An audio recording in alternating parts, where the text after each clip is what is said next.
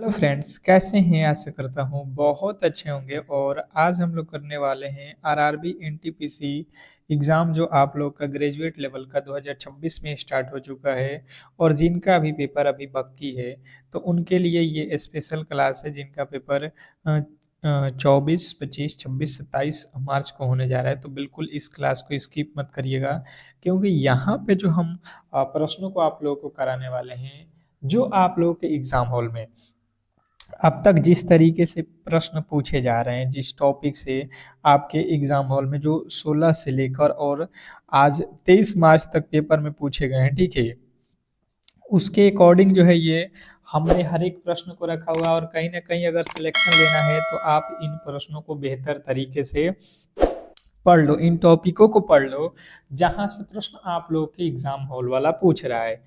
तो चलिएगा, ज़्यादा समय नहीं लेंगे क्योंकि समय आप लोगों के पास बहुत कम बच चुका है और आप लोगों को जो है बेहतर से बेहतर तैयारी करना है। तो कहीं ना कहीं आपको मैथ, रीजनिंग, करेंट अफेयर और जीके के चारों सब्जेक्ट के जो प्रश्न मैंने रख दिया है, जहां से प्रश्न आप लोगों के एग्जामिनर बार बार पूछ रहा है, ठीक है। तो चलिएगा, क्लास को स्टार्ट करते हैं। और सभी लोगों से रिक्वेस्ट करेंगे, जो भी मेरे दोस्त मेरे क्लास को देख रहे हैं, प्लीज़ आप लोग क्लास को एक बार लाइक कर दो और चैनल को सब्सक्राइब नहीं किए हो तो चैनल को सब्सक्राइब कर लो, क्योंकि इस तरीके के जो है क्लास हम आपको डेली प्रोवाइड कर रहे हैं बिल्कुल फ्री में। ये क्लासेज बिल्कुल फ्री चल रहा है जब तक आपका एग्जाम समाप्त नहीं होता है। तो पहला प्रश्न आप लोगों के सामने है, केल्प क्या है जिसे अक्सर जो है समुद्री पारिस्थितिकी पारिस्थितिकी तंत्र में महत्वपूर्ण माना जाता है। बहुत बहुत इंपॉर्टेंट प्रश्न है, आप लोग को यहाँ पे बताने की कोशिश करना है कि केल्प क्या है जिसे अक्सर समुद्री पारिस्थितिक तंत्र में महत्वपूर्ण माना जाता है। ये आप लोगों से पूछा गया है। तो जो भी मेरे दोस्त यहाँ पे बता रहे हैं, क्वेश्चन नंबर पहले का राइट उत्तर यहाँ पे आयोडीन से भरपूर विशाल समुद्री शैवाल है। ये क्या है? केल्प आप लोगों का आयोडीन से भरपूर विशाल समुद्री जो है शैवाल है। ऑप्शन नंबर बी जिन्होंने बताया है उनके बिल्कुल 100% सही उत्तर है, इसमें कहीं से भी आपकी गलती नहीं होनी चाहिए। नेक्स्ट प्रश्न की ओर चलेंगे और अगला प्रश्न आपके सामने है, भारतीय संविधान के किस अनुच्छेद के तहत वित्त आयोग के गठन का जो है प्रावधान है? क्वेश्चन नंबर दूसरा कह रहा है कि भारतीय संविधान के किस अनुच्छेद के तहत वित्तीय आयोग के गठन का प्रावधान है? क्वेश्चन नंबर दो, दूसरे नंबर प्रश्न के जो राइट उत्तर है बताने की कोशिश कीजिए सभी लोग कि जो है क्या होने वाला है। क्वेश्चन नंबर दो, जो भी मेरे दोस्त बता रहे हैं यहाँ पे क्वेश्चन नंबर दूसरे का राइट उत्तर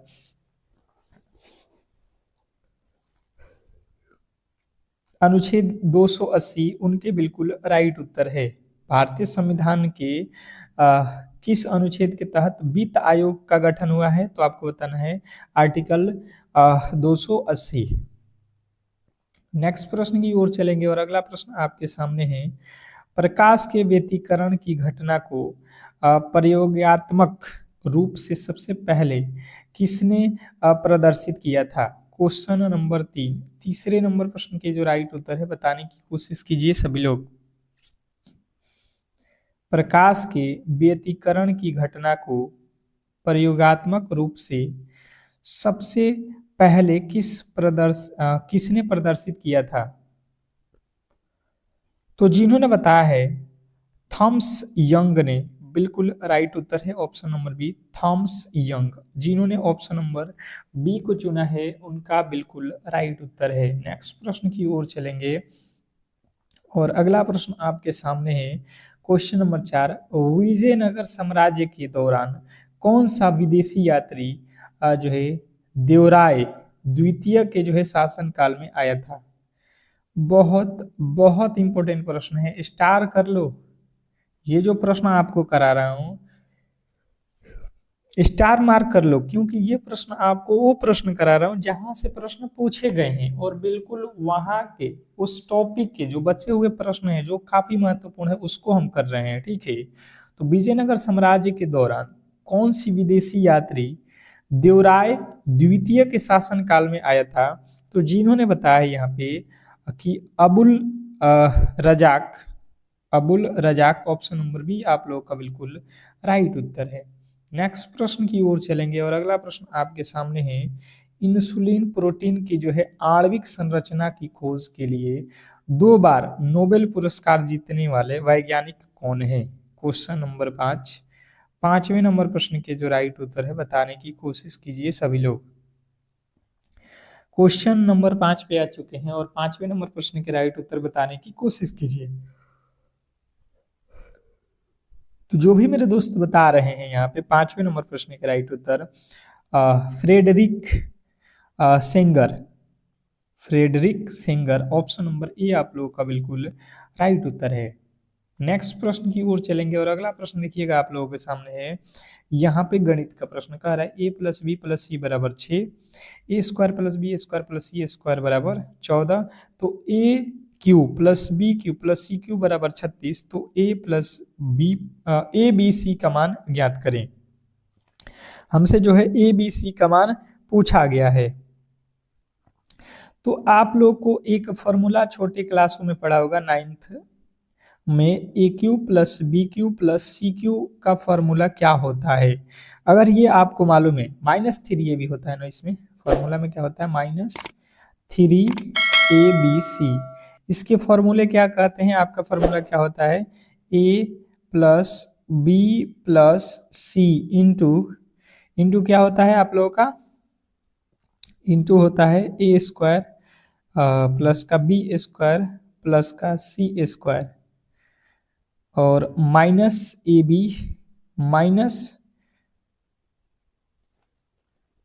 ए बी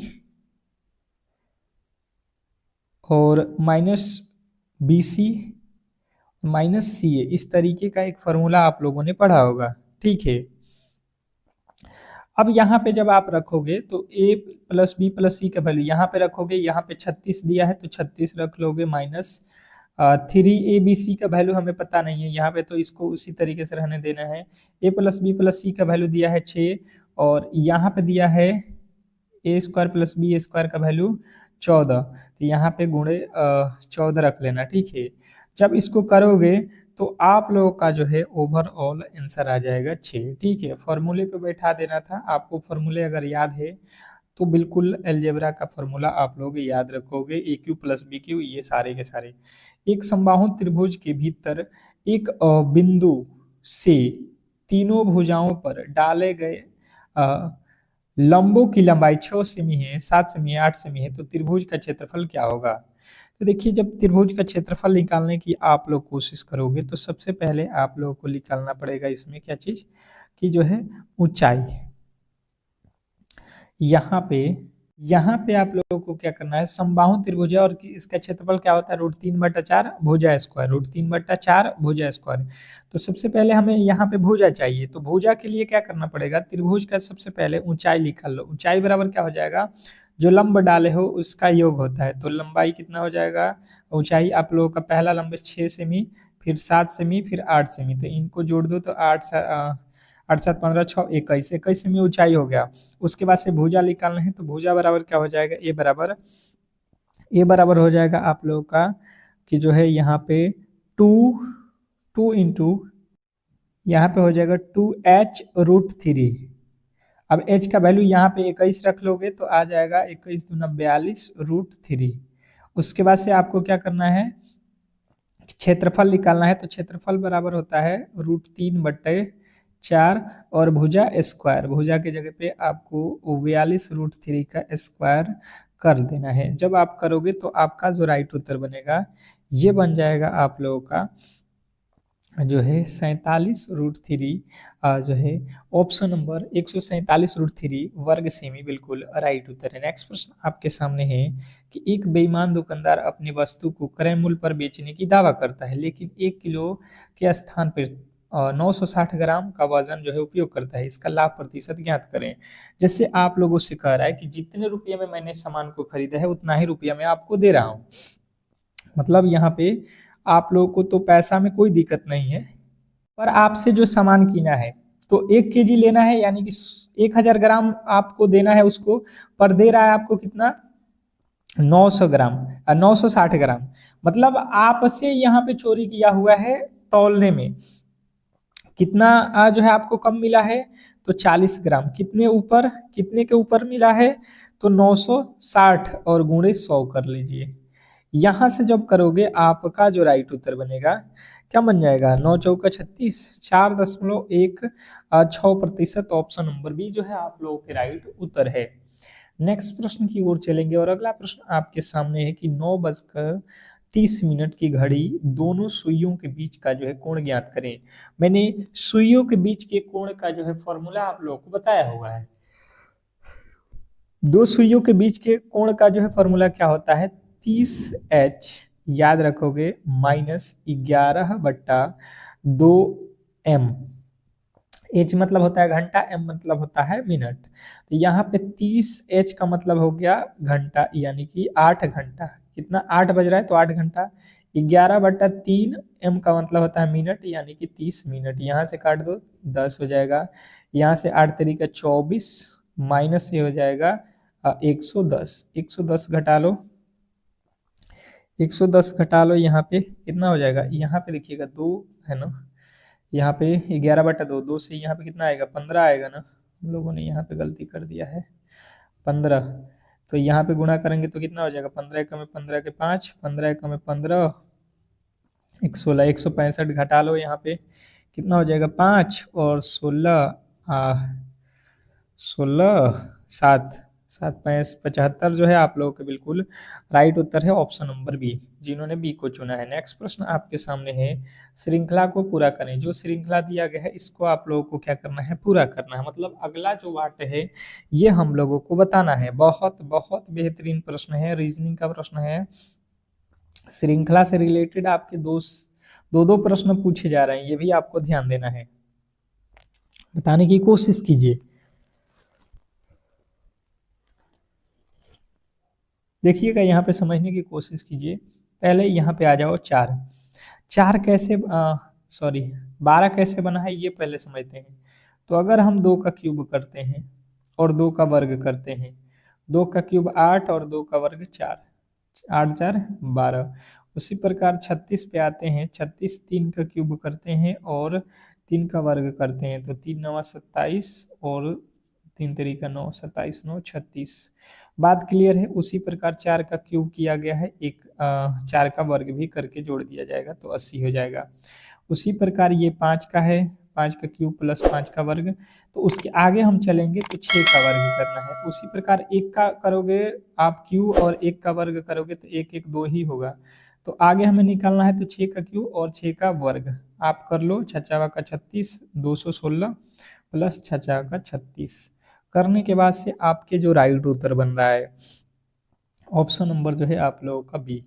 जिन्होंने बी को चुना है 252, उनके बिल्कुल राइट उत्तर है, इसमें कहीं से आपको गलती नहीं करना है। नेक्स्ट प्रश्न की ओर चलेंगे और अगला प्रश्न आपके सामने है कि वर्ष 2026 में एशियाई खेलों का जो है आयोजन किस देश में किया गया। क्वेश्चन नंबर 11, 11वें नंबर प्रश्न के जो राइट उत्तर है बताने की कोशिश कीजिए सभी लोग।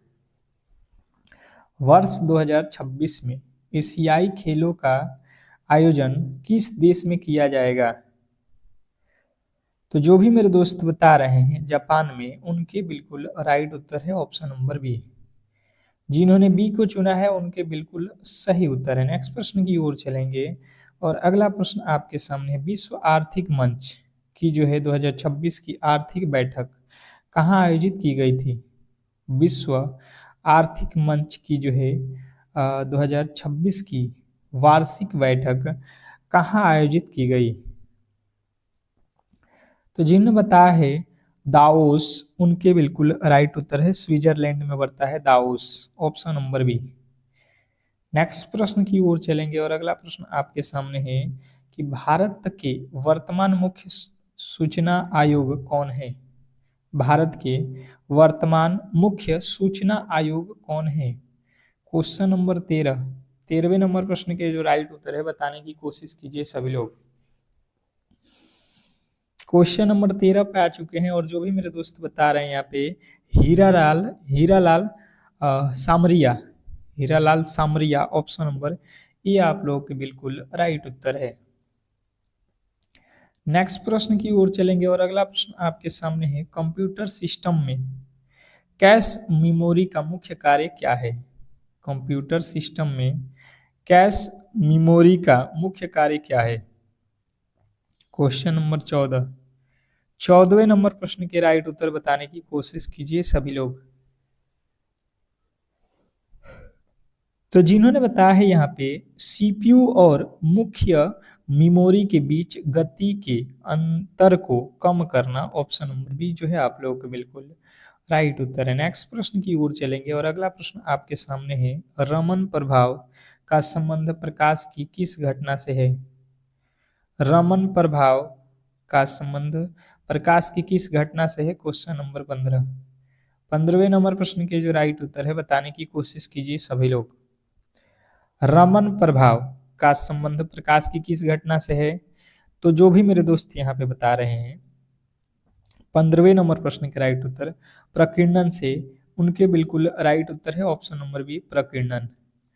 नेक्स्ट प्रश्न की ओर चलेंगे और अगला प्रश्न आपके सामने है, अनुच्छेद 352 के तहत राष्ट्रीय आपातकाल की घोषणा के लिए आंतरिक अशांति शब्द को बदलकर सशस्त्र विद्रोह किस संशोधन द्वारा किया गया? Question number 16। 16वें नंबर प्रश्न के राइट उत्तर बताने की कोशिश करेंगे।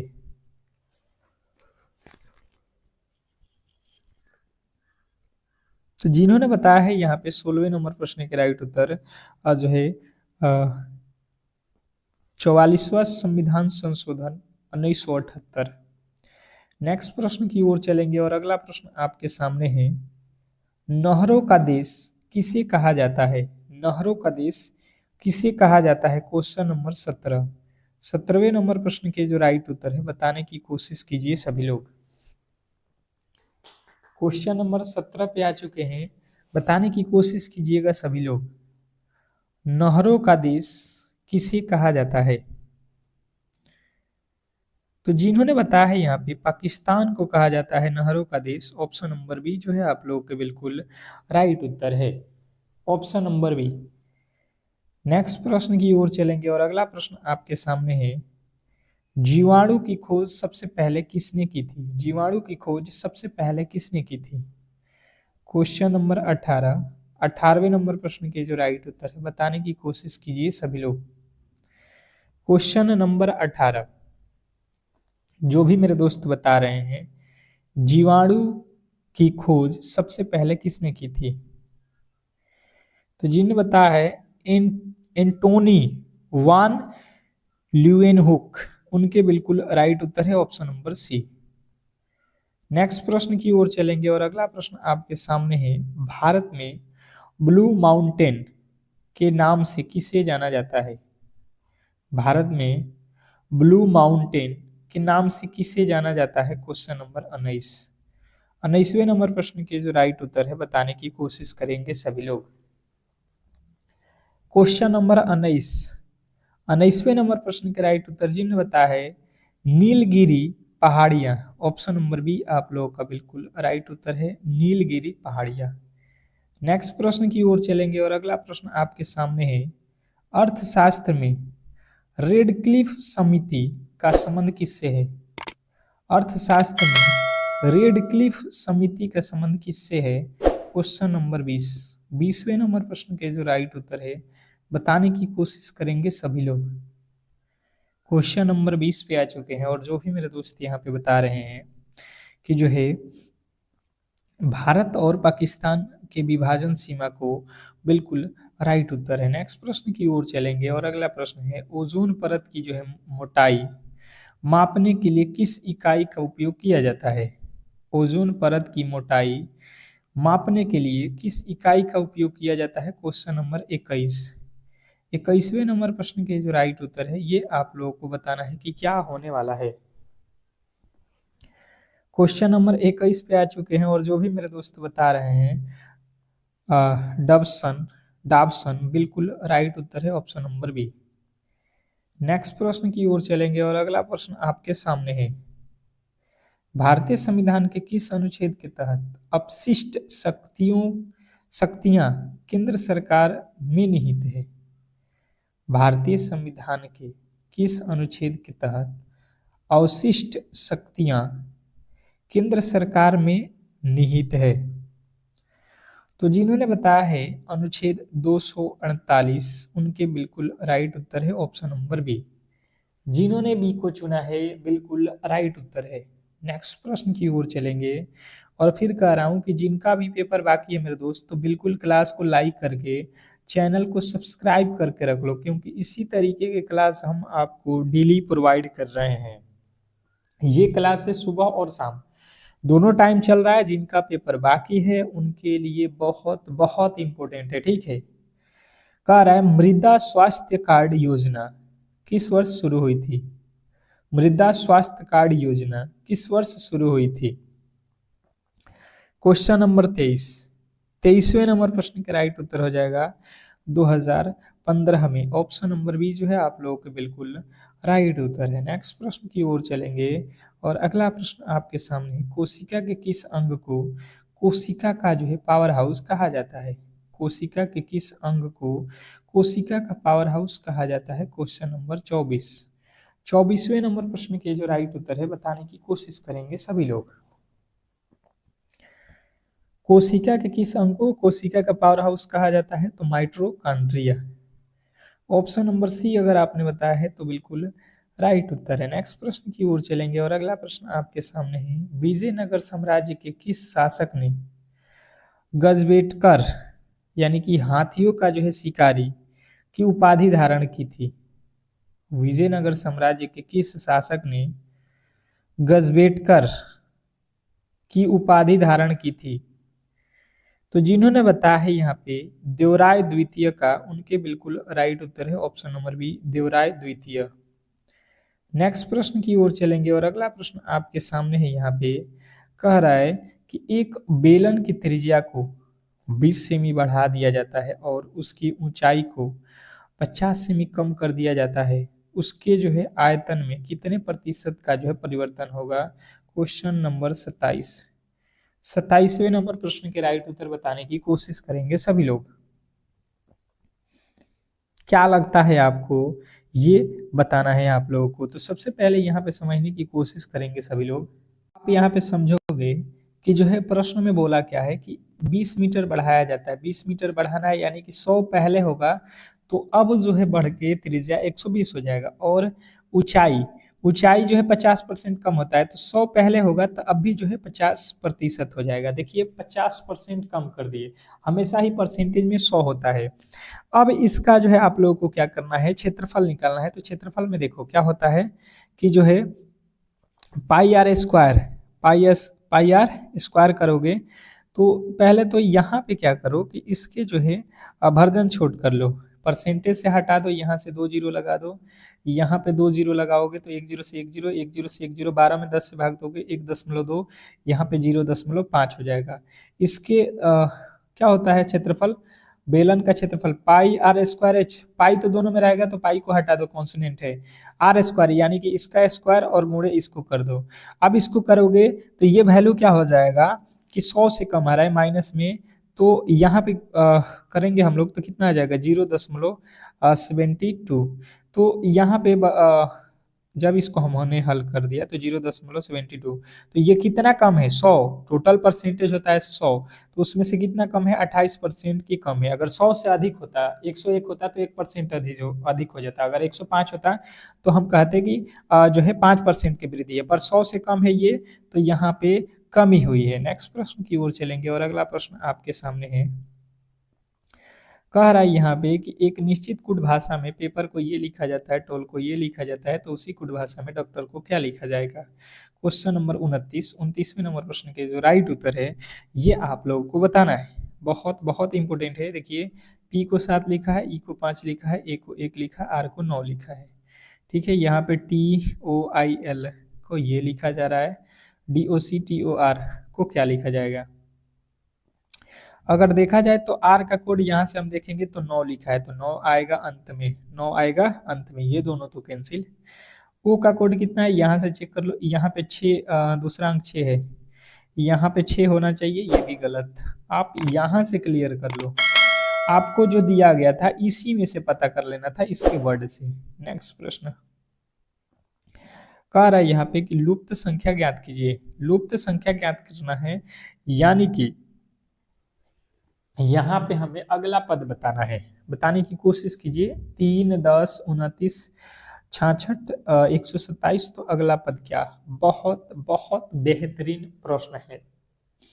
क्या लगता है आपको इस प्रश्न के जो राइट उत्तर है वो क्या होने वाला है? जैसे कि आप समझने की कोशिश करोगे तो आपको यहाँ पे देखने को मिलेगा कि यहाँ पे जो लिखा गया है 3, 3 कैसे हुआ है?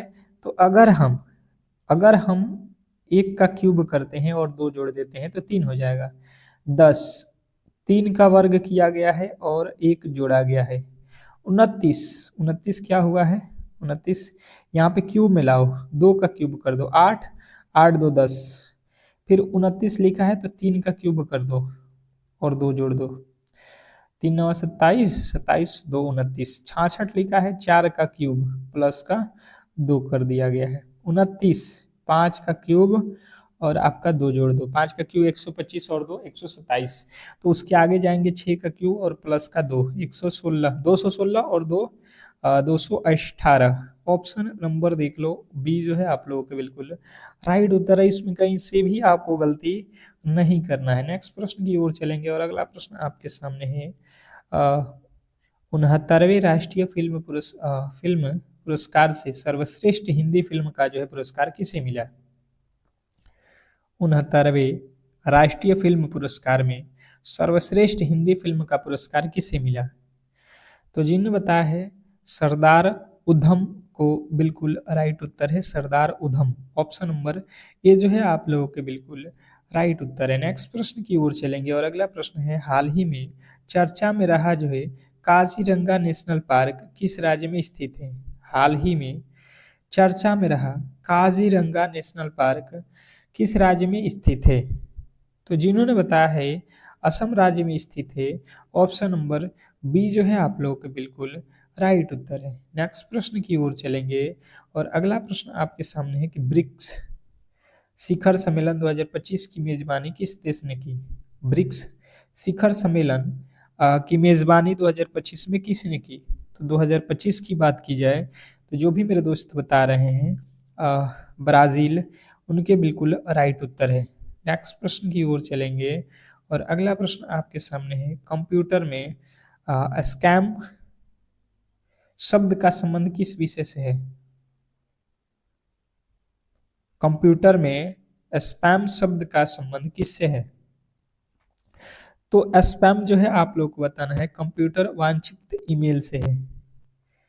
नेक्स्ट प्रश्न की ओर चलेंगे और अगला प्रश्न आपके सामने है, विश्व बैंक का जो है मुख्यालय कहाँ स्थित है? विश्व बैंक का जो है मुख्यालय कहाँ स्थित है? बताएंगे कि विश्व बैंक का मुख्यालय कहाँ स्थित है? तो जिन्होंने बताया है वाशिंगटन डीसी, उनके बिल्कुल राइट उत्तर है वाशिंगटन डीसी। नेक्स्ट प्रश्न की ओर चलेंगे और अगला प्रश्न आपके सामने है, हर्ष चरित्र के लेखक कौन थे? हर्ष चरित्र के लेखक कौन थे? क्वेश्चन नंबर 36, 36वें नंबर प्रश्न के राइट उत्तर बताएंगे सभी लोग। हर्ष चरित्र के लेखक कौन है? तो जिन्होंने बताया है बाल भट्ट, उनके बिल्कुल राइट उत्तर है ऑप्शन नंबर बी बाल भट्ट। नेक्स्ट प्रश्न की ओर चलेंगे और अगला प्रश्न आपके सामने है, भारत में श्वेत क्रांति का जनक किसे माना जाता है? भारत में श्वेत क्रांति का जनक किसे माना जाता है? तो जिन्होंने बताया है यहाँ पे वर्गीज कुरियन को माना जाता है। ऑप्शन नंबर बी आप लोगों को बिल्कुल राइट उत्तर है। नेक्स्ट प्रश्न की ओर चलेंगे और अगला प्रश्न है, राकी पर्वत किस महाद्वीप में स्थित है? राकी पर्वत किस महाद्वीप में स्थित है? क्वेश्चन नंबर 38, 38वें नंबर प्रश्न के राइट उत्तर बताएंगे सभी लोग।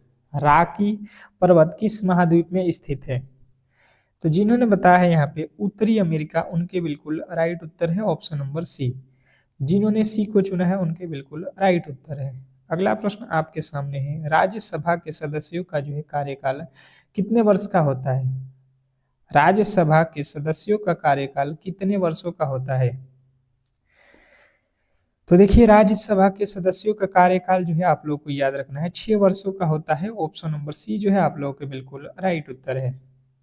अगला प्रश्न है, मोहिनी अट्टम किस राज्य का जो है शास्त्रीय नृत्य है? मोहिनीअट्टम किस राज्य का शास्त्रीय नृत्य है? क्वेश्चन आपके सामने है। अगला 40वें नंबर प्रश्न पे आ चुके हैं। मोहिनीअट्टम किस राज्य का लोक नृत्य है?